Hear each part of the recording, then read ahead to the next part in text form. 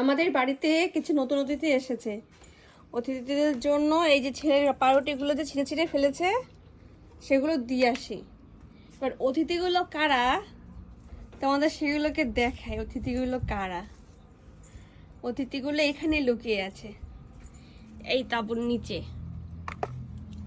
এই তাঁবুর নিচে অতিথিরা লুকিয়ে আছে, তাদেরকে খাবার দিয়ে আসি।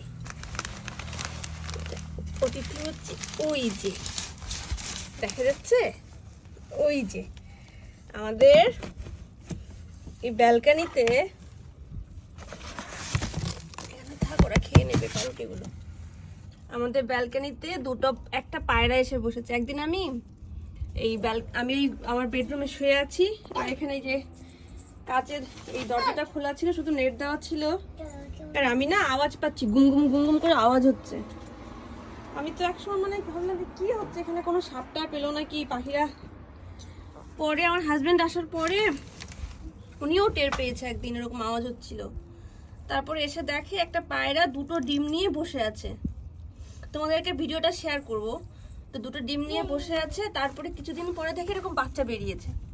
তো দুটো বাচ্চা এখানে আছে। আমার হাজবেন্ড প্রত্যেকদিন এদেরকে চাল দিয়ে যায়। আর এখানে একটা টবও দেখে গেছে, এই কৌটোটা যাতে অন্যরা এসে ওদেরকে আঘাত না করে।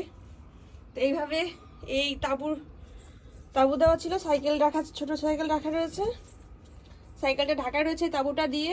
তার নিচে এসে ওরা দেখো, তার মধ্যে ইংরেজ ছেলে টপটা ফেলে মাটিটা বের করে দিল।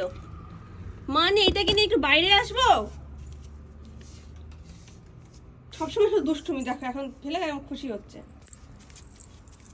কি হলো দেখো, করে কি করে পা দিচ্ছে মাটির মধ্যে। I don't touch. এত দুষ্ট ছেলে যে এক সেকেন্ড যদি আমি এদিক ওদিক তাকাই, এই দেখো অবস্থা কি করলো। আই চলো ভিতরে, চলো চলো চলো চলো, পরে গুছিয়ে যাবো, চলো চলো। মানে একটা সেকেন্ড একটু চোখে আড়াল করলে সেখানে কিছু একটা ঘটাচ্ছে উনি। আমি যখনই দেখবো চুপ করে আছে, আমি চলে গেলাম, বাই বাই, আমি ঘুরতে চলে যাবো। থাকো তুমি বাইরে থাকবে। মাটি ফেলে কি করলো এখন, সেটা ঝাড় দিতে বাবা আসে আমাকে বকবে আবার। চলো আসো। তোমাদের সঙ্গে একটা ভালো জিনিস শেয়ার করতে গিয়ে আমার ছেলে একটা দুর্ঘটনা ঘটিয়ে নিল, মাটিগুলো ফেলে দিল। তো এই আমাদের বাড়িতে পায়রায় দুটো বাচ্চা দিয়েছে একটা পায়রায়। আমরা যখন আগের ঘরে থাকতাম, সেখানেও আমাদের ঠিক দরজার উপরে এই যে এখানে একটা যে জায়গাটা, ওই জায়গাটায় পাখিরা বাসা বানাতো। বছরে একটা সময় এসে মাটি দিয়ে পুরো ঘরের দরজার সামনে পুরো মাটি দিয়ে যা তা অবস্থা করতো। কিন্তু আমরা কখনো ওদেরকে তাড়াতাম না, দেখতাম বছরে, আমরা 4 বছর ছিলাম তো, প্রত্যেক বছর ওই জায়গাটায় এসে ঠিক একই সময় একই জায়গায় এসে ওরা বাসা বানাতো। তো এবারও ওইখানে রয়েছে। আমি বেশি একটা যাই না ওইখানে, ওরা আবার ভয় পেতে পারে, ডিস্টার্ব হতে পারে। আমার হাজব্যান্ড সকালে একবার খাবার দিয়ে যায়, আবার বাড়িতে এসে দেখে যদি খাবারগুলো শেষ হয়ে রাতে একটুখানি আবার খাবার দিয়ে দেয়। তো আমাকে বললো আজকে পাউরুটিগুলো নষ্ট করেছে ছেলে, তাহলে ওইখানে ওই পাউরুটিগুলো দিয়ে দাও, বাচ্চারা খেয়ে নেবে। ওর মারা তো এখন তো বাচ্চারা খেতে পারে না, ওদের মারাই খেয়ে তারপর বাচ্চাদেরকে খাওয়ায়। তো আমাদের গোলাপ গাছে খুব সুন্দর ফুল ফুটেছে, গোলাপ ফুল। এই গাছটা এই বছরেরই গাছ, কিন্তু এত সুন্দর গ্রোথ হয়েছে না, এটা অনেক বড় বড় গাছ হবে। পাশের ফুলগুলো একটু নষ্ট নষ্ট হয়ে গেছে। এই ফুলটা কি চমৎকার লাগছে না, এই ফুলটা। তো দেখো, নতুন হলে পরে অন্যরকম একটা কালার, একটু পুরনো হয়ে গেলে রংটা কেমন ফেটে যায়। আর এই গাছটাও ঠিক তাই, ওটাও কিন্তু একটাই গাছ, কিন্তু এই সাইডের ফুলগুলো নতুন হয়েছে বলে এটা পুরো হলুদ, চকচক হলুদ লাগছে।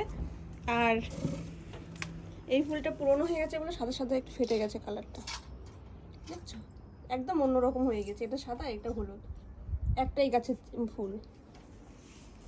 এটাও তাই, এটা ফুল হলুদ ফুল, আর এটা দেখো সাদা, তার মধ্যে আবার একটু লালচে লালচে পাপড়ির মধ্যে অন্যরকম একটু।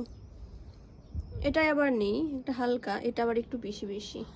আর এই ছেলে এখানে এসে যে ফুলের পাপড়ি ছিঁড়বে, এই যে কালকে এই ফুলের পাপড়িটা ধরেই ছিঁড়ে ফেলেছে। এখানে ফুল ছিল, পাতা ছিল, এই গাছটা পুরো নাড়া করে দিয়েছে আমার ছেলে। চলো ভিতরে চলো।